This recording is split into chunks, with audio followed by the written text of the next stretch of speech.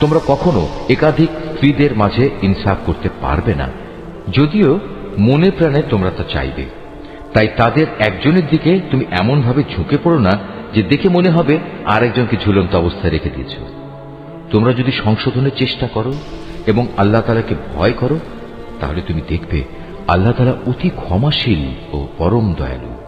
অতঃপর যদি সত্যি সত্যি তারা একে অপরের কাছ থেকে বিচ্ছিন্ন হয়ে যায়, তাহলে আল্লাহ তাআলা তার ভান্ডার থেকে দান করে তাদের সবাইকে পারস্পরিক মুখাপেক্ষিতা থেকে রেহাই দেবেন। আল্লাহ তাআলা নিঃসন্দেহে প্রাচুর্যময় ও প্রশংসা ভাজন। আসমান জমিনে যা কিছু আছে সবই আল্লাহ তাআলার জন্য।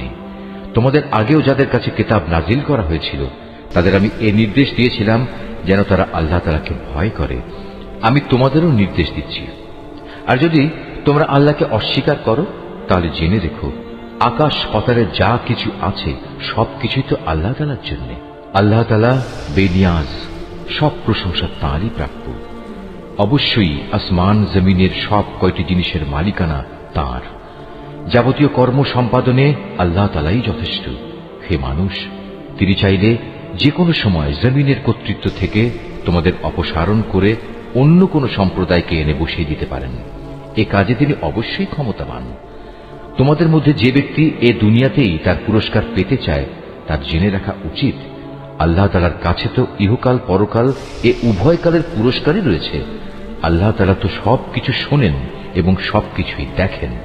হে ঈমানদাররা, তোমরা সর্বদাই ইনসাফের উপর দৃঢ়ভাবে প্রতিষ্ঠিত থেকো এবং আল্লাহ তাআলার জন্য সত্যের সাক্ষী হিসেবে নিজেকে পেশ করো।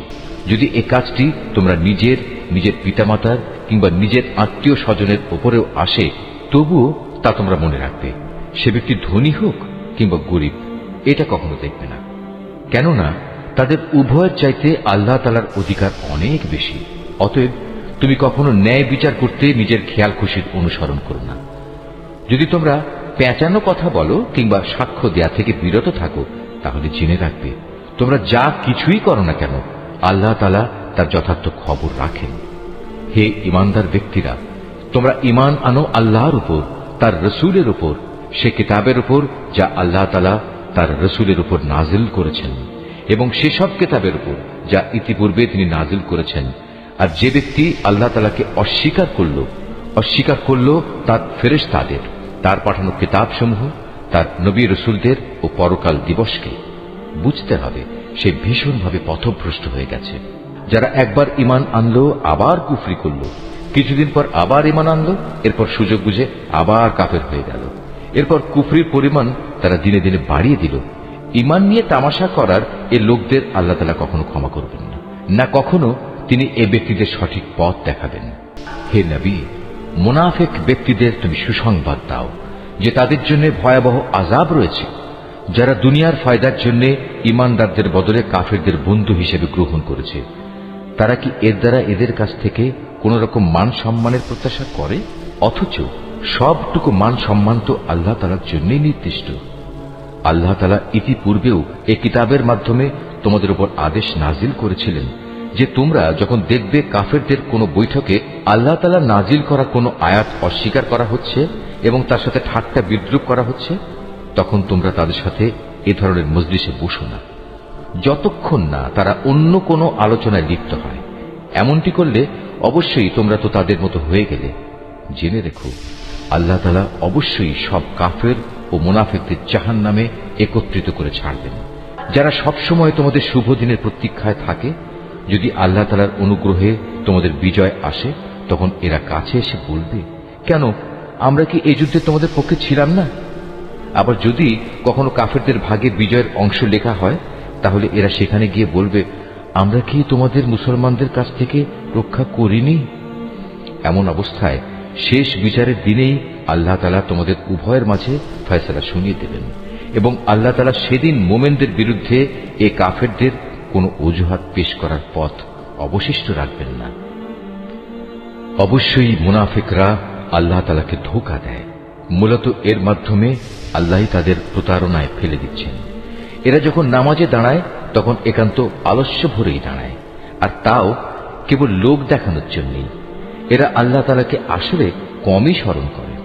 এরা কুফরি ও ইমানের এর দোটানায় দোদুল্যমান, এরা না এদিকে না ওদিকে। তুমি সে ব্যক্তিকে কখনো সঠিক পথ দেখাতে পারবে না যাকে আল্লাহ তাআলাই গুমরাহ করে দেন। হে ইমানদার বান্দারা, তোমরা ইমানদার ব্যক্তিদের বাদ দিয়ে কাফেরদের নিজেদের বন্ধুরূপে গ্রহণ করো না। তোমরা কি তাদের বন্ধুরূপে গ্রহণ করে আল্লাহ তাআলার কাছে তোমাদের বিরুদ্ধে কোনো সুস্পষ্ট প্রমাণ তুলে দিতে চাও? এ কাফের ও মুনাফিকরা জাহান্নামের সর্বনিম্ন স্তরে অবস্থান করবে। তুমি সেদিন তাদের জন্য কোনো সাহায্যকারী খুঁজে পাবে না। তবে তাদের কথা আলাদা, যারা তওবা করে এবং পরবর্তী জীবন সংশোধন করে নেয়, আল্লাহ তাআলার রশি শক্ত করে ধরে রাখে এবং একমাত্র আল্লাহ তাআলার উদ্দেশ্যেই স্বীয় জীবন বিধান একনিষ্ঠ করে নেবে। এসব লোকেরা অবশ্যই সেদিন বিশ্বাসী বান্দাদের সাথে অবস্থান করবে। আর অচিরেই আল্লাহ তাআলা তার ইমানদার বান্দাদের বড় ধরনের পুরস্কার দেবেন। তোমরাই বলো, আল্লাহ তাআলা কি খামোখা তোমাদের শাস্তি দেবেন যদি তোমরা তার প্রতি কৃতজ্ঞতা আদায় করো এবং তার উপর ঈমান আনো? বস্তুত আল্লাহ তাআলা হচ্ছেন সর্বোচ্চ পুরস্কার দাতা, সম্যক ওয়াকিবহাল। আল্লাহ তাআলা প্রকাশ্যভাবে মন্দ কথা বলা কখনো পছন্দ করেন না। তবে যে ব্যক্তির উপর অবিচার করা হয়েছে তার কথা আলাদা। আল্লাহ তাআলা ভালোভাবে শোনেন এবং জানেন। ভালো কাজ তোমরা প্রকাশ্যে করো কিংবা তা গোপনে করো, অথবা কোনো মন্দ কাজের জন্য যদি তোমরা ক্ষমা করে দাও, তাহলে তোমরাও দেখতে পাবে আল্লাহ তাআলা অতি ক্ষমাশীল ও প্রবল শক্তিমান। যারা আল্লাহ তাআলা ও তার রসুলদের অবিশ্বাস করে এবং আল্লাহ তাআলা ও রসুলদের মাঝে এই বলে একটা পার্থক্য করতে চায় যে আমরা রসুলদের কয়েকজনকে স্বীকার করি আবার কয়েকজনকে অস্বীকার করি, এর দ্বারা আসলে এরা নিজেদের জন্য একটা মাঝামাঝি রাস্তা বের করে নিতে চায়। এরাই হচ্ছে সত্যিকারের কাফের। আর আমি এ কাফেরদের জন্যই নির্দিষ্ট করে রেখেছি এক চরম লাঞ্ছনাদায়ক শাস্তি। অপরদিকে যারা আল্লাহ তাআলা ও তার রসুলের উপর ঈমান আনে এবং তার পাঠানো নবী রসুলদের একজনের সাথে আরেকজনের কোন রকম পার্থক্য করে না, এরাই হচ্ছে সেসব লোক যাদের তিনি অচিরেই অনেক পুরস্কার দান করবেন। প্রকৃতপক্ষে আল্লাহ তাআলা অত্যন্ত ক্ষমাশীল ও মহাদয়ালু।